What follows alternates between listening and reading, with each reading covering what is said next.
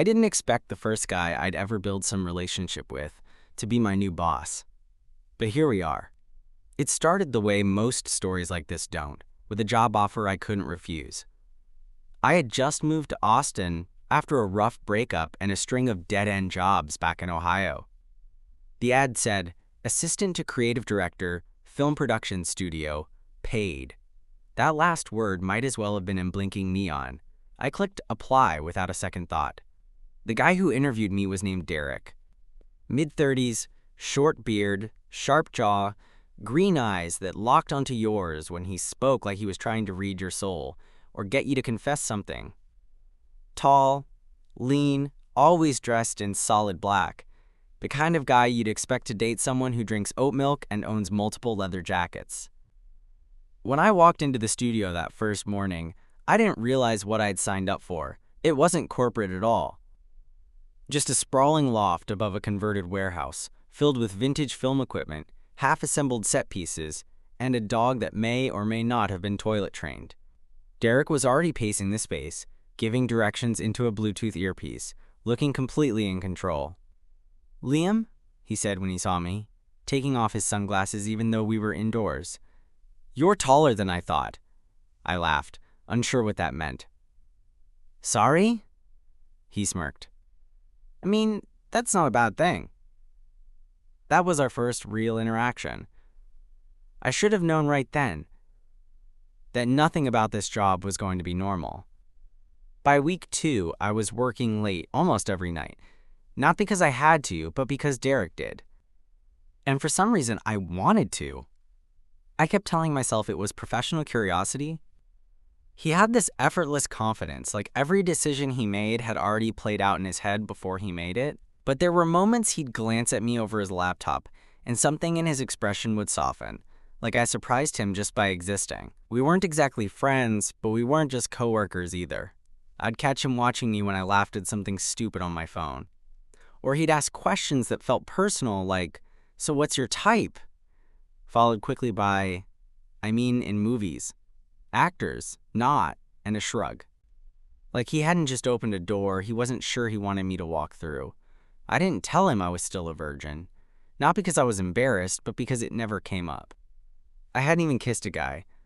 All those years of knowing, but never doing. Growing up in a town where being out meant being talked about, I was good at pretending. At pushing the feelings down, but around Derek, the pretense felt heavier, harder to maintain. And I think he sensed it. Then came the night everything changed. It was raining hard, the kind of Austin storm that turns the streets into rivers. We'd just wrapped a late shoot, and I offered to stay behind to help Derek load the van. The studio was quiet, the air thick with humidity and leftover fog machine haze. I handed him a folded light stand, our hands brushing for a second longer than necessary. "You sure you don't want to head home?" he asked, looking at me like he was offering something bigger than just a ride. "I don't mind," I said. "Besides, I live close." He held my gaze for a moment. "You're always around," he said finally. "Not that I'm complaining." I felt my stomach flip. "I like being here." There was a pause. Then, quietly, "I like you being here." That silence that followed was charged. Not awkward, just loaded. I didn't know what to say, so I turned back toward the cases of gear, trying to hide the flush creeping up my neck. But then I heard his footsteps behind me, slow and deliberate. And before I could turn, his hand was on my shoulder, just a light touch, warm through the fabric of my damp hoodie. "Liam," he said softly. Just my name. But the way he said it, it made me turn around, and he kissed me. It wasn't hurried or aggressive. It was slow. Sure, his lips were warm, a little rough. I froze for half a second, not because I didn't want it, but because I couldn't believe it was actually happening. And then I kissed him back. My hands found the front of his jacket, gripping it like I needed something to hold on to. Maybe I did. When we pulled back, the only sound was the rain beating down outside and my heart pounding so hard I was sure he could hear it. "You okay?" he asked. I nodded. "Yeah. I've never—" "You don't have to say it," he said, brushing a strand of hair from my forehead. "We'll go slow." And he meant it. That was only the beginning. We didn't talk about the kiss the next day. Derek acted like nothing had happened. Same intensity, same sharpness with the interns, same black hoodie and cold brew in hand. But something had shifted, and we both felt it. He didn't avoid me. In fact, he checked in on me more than usual, asked if I'd eaten lunch, mentioned a playlist he thought I'd like. But it was like he was giving me space, waiting for me to bring it up if I wanted to. And I didn't. Not yet. I spent the next couple nights tossing in bed, replaying that moment over and over. I kept thinking about the way he said my name, the heat behind the kiss, the way his hand lingered at my waist when we pulled apart, but also the restraint in his voice. "We'll go slow," he'd said. He meant it. He didn't try anything after that. No late-night texts, no surprises. Just distance. Respectful, frustrating distance. And I didn't know what to do with that. It wasn't until the following weekend that we ended up alone again. The shoot was supposed to go until 10, but the client canceled last minute. Most of the crew packed up and bounced. I stayed behind to help Derek clean up the studio. "You don't have to stay," he said, pushing a C-stand into its case. "I know," I replied. "I want to." He looked at me, eyebrow raised, but didn't say anything. Just nodded once and kept working. It was quiet. The kind of quiet that doesn't feel empty, just full of unsaid things. "You kissed me," I said finally, wiping dust off one of the lights. Derek didn't look up. "Yeah," he said softly. "I did." I turned toward him. "Why?" He sighed, setting down the light case. "I thought you felt it too." "I did." That made him glance up. The corners of his mouth twitched, like he wanted to smile but didn't trust it yet. "Look," he said, walking closer, "I didn't mean to complicate things for you, or make you uncomfortable. He paused, searching for the words. "I like you, Liam, and not in a I'm your boss kind of way. In a real way." I stood there, heart thudding in my chest, every nerve in my body buzzing. "I've never," I started, then stopped. He waited. "I've never done anything," I admitted, "with a guy, or anyone." Derek's expression softened. "I figured." I looked away, embarrassed. "Is it that obvious?" "No," he said. But I pay attention. The way he said that made my chest tighten. He stepped a little closer, not enough to make me nervous, just enough to let me feel the space shrink between us. "You don't have to prove anything to me," he said. "We can just hang out. No pressure." I nodded, and for the first time in days, the tension in my shoulders eased. We ended up on the couch in the back of the studio, splitting a leftover bottle of wine from the last wrap party. The overhead lights were off, just the glow from the fairy lights strung along the windows casting a soft gold hue over the room. I felt his knee touch mine. I didn't move. "You ever kiss someone sober?" he asked suddenly, turning toward me. I shook my head. "No." "You want to?" I didn't answer with words, just leaned in. This time the kiss was slower, more deliberate. My body didn't freeze up the way it had before. I let myself feel it, his mouth, the scratch of his stubble, the steady rhythm of his breathing. His hand found mine, fingers interlocking gently, and it felt so simple, so safe. We kissed for a while. No rush. Just quiet exploration. When we finally pulled apart, Derek smiled softly. "You're a quick learner." I laughed, burying my face in his shoulder for a second, partly to hide how red I felt, partly because being close to him like that just felt right. That night, I didn't go home. We didn't sleep together, not like that.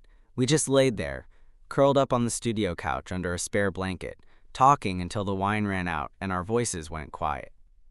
At one point, his fingers brushed mine again. "You okay?" he asked, eyes searching mine in the low light. "Yeah," I whispered. And I meant it.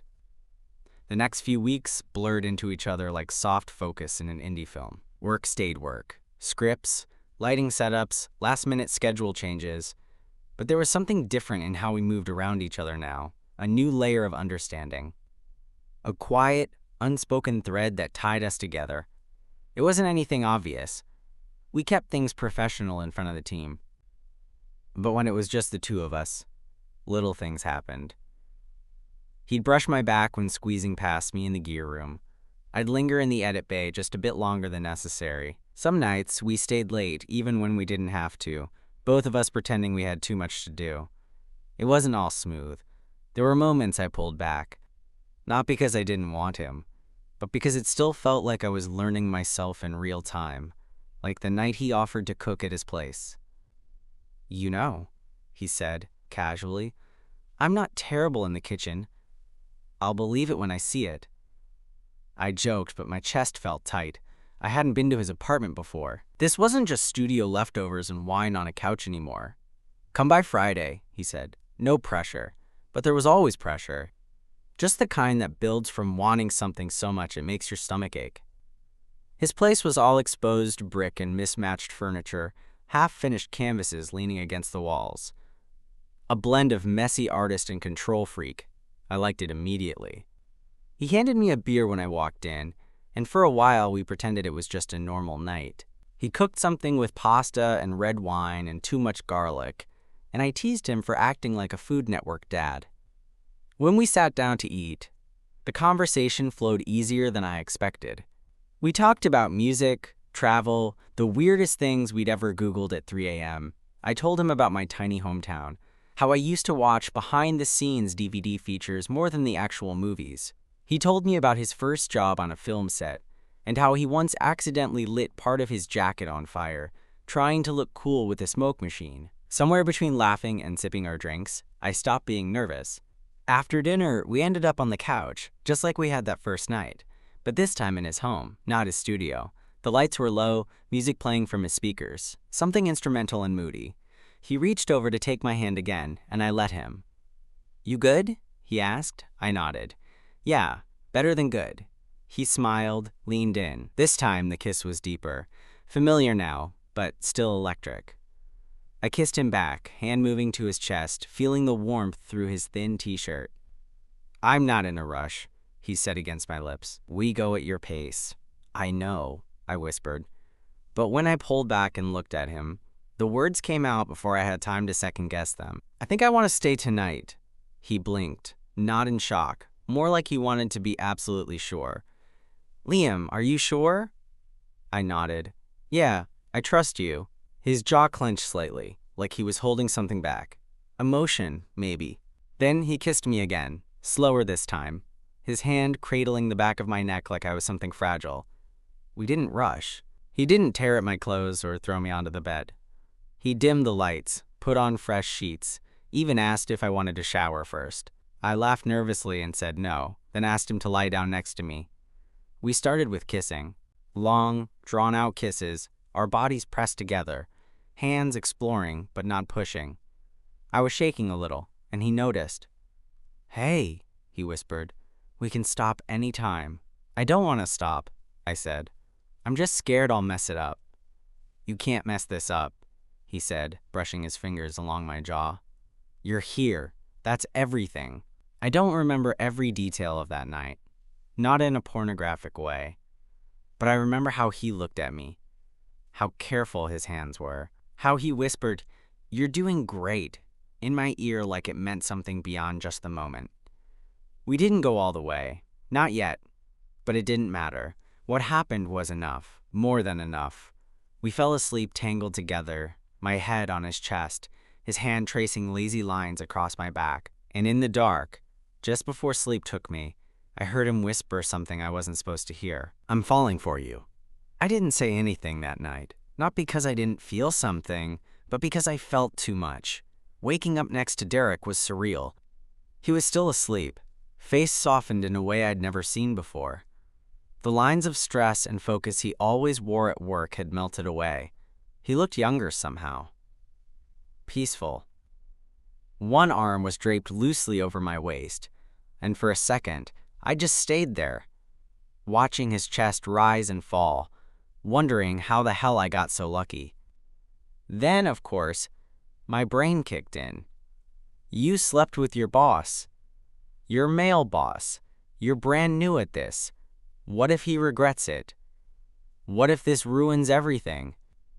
I shifted gently, trying to sit up without waking him.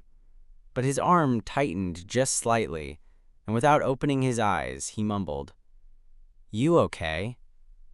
"Yeah," I whispered. "Just bathroom." He nodded, barely awake, and rolled onto his back. I slipped out of bed, grabbed a t-shirt from the floor, his, I think, and padded down the hall to the bathroom, splashing cold water on my face. My reflection stared back at me. Hair a mess, skin flushed, lips a little swollen. What now? Back in the bedroom, Derek was sitting up, shirtless, hair ruffled from sleep. He looked at me like he wasn't sure if he should say good morning or ask what I was thinking. "Hey," he said. "Hey." A long pause. "You left," he said lightly, like he was trying not to sound hurt. "Just to the bathroom." He nodded, and the silence filled the space between us. I sat back down on the edge of the bed, tugging at the hem of the shirt I was wearing. "You said something last night." He looked at me, brows furrowed. "I did?" I nodded. "You said you were falling for me." His eyes searched mine. "Do you want me to say I didn't mean it?" I didn't answer, because I did mean it, Liam. His voice was steady, clear, not a question, not a tease, just the truth. "I know this isn't how it's supposed to go," he continued. "You're new, and I'm your boss, and maybe this is reckless as hell. But I can't help it. I've been trying to keep things professional. I thought I was doing a good job until that night we kissed." I stared at him, heart pounding, hands cold. "I'm not good at this," I admitted. "Good at what?" "Feeling like this. Letting someone in." He nodded slowly. "Neither am I." For a moment, we just sat there, two guys fumbling through something that didn't come with a guide. Then he reached for my hand. "You don't have to figure it all out right now." I looked down at our fingers, intertwined. "But you meant it? What you said?" "Every word." I swallowed, my throat tight. "Okay." And that was enough. We didn't define things after that, not right away. But something had changed. We didn't kiss at the studio, didn't touch or flirt when anyone else was around, but when the workday ended and everyone else left, we'd find each other, sometimes on the couch in the back, sometimes in his car, sometimes just sitting side by side in silence. The quiet moments became my favorite, the way he'd look at me when I wasn't paying attention, the little inside jokes we built, the calm I felt around him. I didn't tell anyone. I wasn't ready for the questions, the stares, the weird assumptions, but it was hard not to glow a little, and people started to notice. One day, Kayla, one of the production interns, cornered me in the hallway. "You're smiling," she said. I smile. I shot back. "Not like that. What's his name?" I just laughed and walked away. But inside, I was reeling. Because she was right. I was smiling. And the truth was, I hadn't felt this safe with someone in maybe ever. Then, like all good things, it got complicated. The studio picked up a massive client. A big deal. National brand. High budget. High stakes. Derek was put in charge of the campaign, which meant long hours, non-stop meetings, constant pressure. He became distant, not cold, just distracted. We barely saw each other outside of work. Even inside, he was locked in on the job, and I didn't want to be the intern who looked needy. But it was hard not to miss him. I told myself it was fine, that he was just busy. But the longer it went on, the more I started second-guessing things. What if it had all been in the heat of the moment? What if the job stress was a convenient excuse to let things fade out? Then one night, I stayed late finishing a location checklist. I thought I was alone. But when I walked into the back office to return the clipboard, I found Derek sitting on the floor, head in his hands. He looked up, startled. Didn't think anyone was still here. Neither did I said quietly. You okay? He exhaled, rubbing his temples. No, honestly, I'm not. I stepped inside and shut the door behind me. I'm not used to needing help, he said. I've always been the guy who just handles it. You don't have to handle it alone. He looked at me for a long time. Then, finally, something in him gave. I miss you, he said. I've been so buried in this project, I didn't realize how much I'd pulled away. I thought I was doing the right thing, keeping work and us separate. But I think I messed that up. I crossed the room, dropped to the floor beside him. You didn't mess up. I just didn't know where I stood. You still stand right here, he said, reaching for my hand again. If you want to, I leaned my head on his shoulder. I do. After that night on the office floor, things quietly shifted again, but in a better way. Derek didn't suddenly start parading me around as his boyfriend or anything. That wasn't who he was. But he started making room for me again, even in the middle of chaos. He'd text me mid-meeting. Lunch later? Just us. Or leave a post-it on my monitor with some inside joke scrawled in his all-caps handwriting. It wasn't dramatic. It wasn't flashy. But it was real. One evening, after we finally wrapped a 3-day shoot for the national campaign, the whole team went out to celebrate. I was seated between a gaffer and one of the editors when I felt Derek's hand brush my shoulder as he passed behind me. Just a light touch. Nothing anyone else noticed, but it grounded me in the most unexpected way.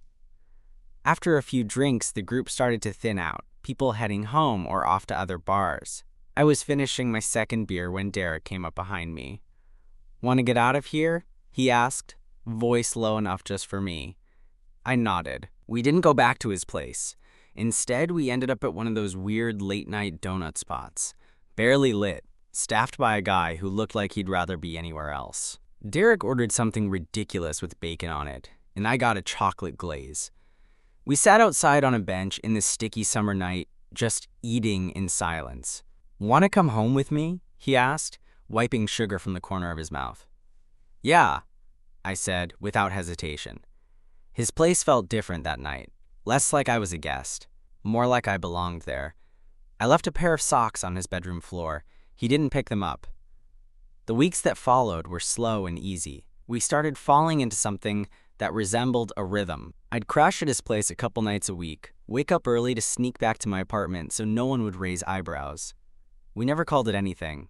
There was no "are we official" moment. Just the quiet understanding that this, whatever it was, wasn't casual anymore. But still, there were lines we didn't cross. I never asked him about his past. He never asked about mine. He'd mentioned an ex once, just in passing. He moved to New York, and I didn't press. I wasn't sure I wanted to know. I was too wrapped up in the now. Then came the night we had our first fight. It started stupidly, over a shot list, of all things. I'd been working on a concept for an upcoming campaign, and Derek had promised to let me take the lead. But when the client pushed back on the vision, he reworked it without even showing me. I didn't want to waste time, he said, standing over my desk. The client wasn't vibing with your layout. So you just changed it? I asked, trying to keep my voice down. Without telling me? I was trying to save your ass, Liam. Do you want them to think you're green? I am green, I snapped. You knew that when you hired me. People nearby looked up. Derek's jaw tensed, and he motioned for me to follow him into the hallway. Once we were alone, he crossed his arms.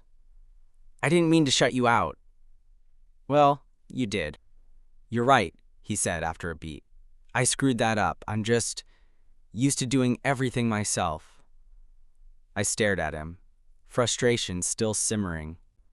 You keep saying you want this to be real, I said quietly, but then you make all the decisions alone. He looked stunned for a moment, then softer. I do want this to be real. Then treat me like I'm part of it. He stepped closer, his voice low. I'm trying. I swear. I hesitated, then nodded. Just don't forget, I'm not here just because of you. I'm here because I care about the work too. That seemed to hit him. He reached for my hand, glanced at the hallway door behind us, then pulled me gently into the storage closet. Tiny, cluttered, dark. There, in the quiet, he kissed me. Not like an apology. Like a promise. That night, we curled up on his couch with takeout and a documentary neither of us paid attention to. At one point, I found myself just staring at him, thinking about how crazy it was that this man, the one who intimidated me from day one, was now someone I trusted with everything. "Can I ask you something?" I said. He looked up from his food. "Of course. What did you see in me? Back when I walked into that studio the first time, I didn't even have real experience." He chewed slowly, considering. "You looked like someone who wanted it, who wouldn't bullshit me." "That's rare," I smiled. "That's it? And," he added, "you were hot in a I don't know I'm hot kind of way." I rolled my eyes, blushing. "Shut up! I'm serious," he laughed. "You walked in, all nervous, biting your lip like you didn't belong. I wanted to know everything about you." My heart did something weird in my chest. He set down his food, turned toward me. "And now I do," he said. "And I still want more. If you'd told me a few months ago that my boss would be making me breakfast shirtless while humming some indie band I'd never heard of, I'd have laughed in your face. But there I was, sitting on a bar stool in Derek's kitchen, wearing his sweats, hair still a mess from sleep, watching him fry eggs like it was the most normal thing in the world. He slid a plate toward me. "Eat. You've got that pre-coffee serial killer look again." I raised an eyebrow. "Says the guy who talks to his eggs like they're coworkers." He grinned. "I motivate them. That's leadership." I laughed, shaking my head as I took a bite. "You're ridiculous." But even in the teasing, there was warmth. We'd found a rhythm, one that didn't depend on late-night hookups or constant reassurance. We just were. I'd wake up beside him, we'd go to work like nothing was happening, and somehow that worked. Still, the secrecy was starting to itch. Every day we pretended at the studio felt a little more strained. People weren't stupid. They noticed when we lingered too long in each other's offices. When Derek handed me my coffee with the kind of smile you didn't give just any assistant, I overheard someone whisper, "Are they?" in the break room once, and my stomach flipped so hard I dropped my water bottle. Derek said we should keep things quiet until the campaign wrapped. "There's too much at stake right now," he told me, "and this city talks." I understood. But it didn't make it easier when I saw him laughing with other people. When I had to pretend we were nothing more than boss and employee, while knowing his toothbrush was next to mine. One night, after a particularly long day, I couldn't take it anymore. We were lying on his couch, my legs draped over his lap, the remains of takeout still on the coffee table. The TV was playing something neither of us was watching. I was quiet. Too quiet. "You good?" he asked, running his fingers gently along my shin. I nodded, but he didn't buy it. "What's going on?" I hesitated. Then, finally, "Do you ever get tired of hiding this?" He didn't answer right away, just kept tracing small circles on my leg. "I do," he said eventually. "All the time." "So why are we still hiding?" He sighed, sitting back. "Because the industry's small. People talk. If word gets out that I'm dating my assistant, you think they'll say I slept my way into the job?" I finished for him. He winced. "Not because it's true, but because people love gossip more than facts." "And what about how I feel?" I said, my voice tight. "I've spent weeks pretending you're just my boss. I can't even look at you too long without wondering if someone's watching." "I know. I want to be proud of this, of us, but I feel like I'm a secret." He looked at me then, something heavy in his expression. Guilt, maybe, or fear. "You're not a secret," he said. "You're the best thing in my life right now." "Then show it." The conversation didn't end in a fight. But it didn't end in a resolution either. We just sat there, both of us quiet, tangled up in the weight of what we wanted and what we were afraid to risk. The next morning, Derek was already gone when I woke up. There was a note on the counter, had a 7 a.m. call. "Didn't want to wake you, breakfast in the fridge." Vanished D. I stood there staring at it for a long time, wondering if I was asking for too much, or not enough.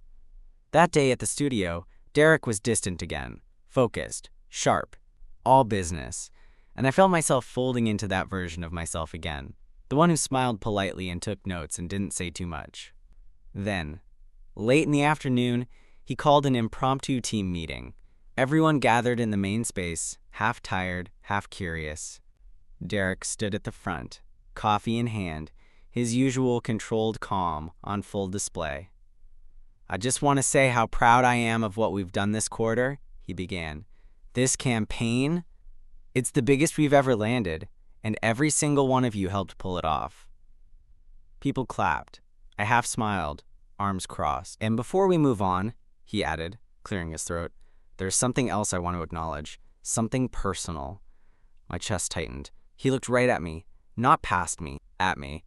"I've been seeing someone," he said, "and I've kept it quiet for professional reasons, but I don't want to keep pretending like it doesn't matter. Because it does." The room stilled. You could have heard a pin drop. "It's Liam," he said, "and it's real." For a second, no one moved. Then Kayla, bless her, let out a loud, "Finally!" And a few people laughed, and someone clapped, and suddenly I was standing there in the middle of a weird, surreal kind of applause. Derek walked over and handed me my coffee like he always did, but this time, he let his hand rest on mine for just a second longer. And this time, no one had to pretend not to notice. After the meeting, everything felt lighter. People adjusted faster than I expected. No one treated me differently. If anything, I got more teasing than judgment. Little winks from Kayla, knowing smirks from the editor who always forgot my name. Derek stayed professional in meetings, but when we walked out, he'd catch my hand, just briefly, like he couldn't help himself. We didn't have to pretend anymore. A month later, the campaign launched. It was a hit. We celebrated with champagne and cake in the studio kitchen. Derek gave a toast, thanking everyone, then looked right at me and added, "Especially Liam for making everything better, on and off set." Later that night, when it was just the two of us, I curled up beside him on the couch. "You ever think about how weird all this started?" I asked. He laughed, pulling me closer. "You mean hiring a nervous kid who looked like he wanted to disappear?" I smirked. "You weren't exactly Prince Charming either." He kissed my temple. "Still not, but I'm yours if you want me." I didn't hesitate. "I do." And that was it. No dramatic twist. No chaos. Just two guys who found each other in the mess of work and timing and uncertainty, and made it work anyway.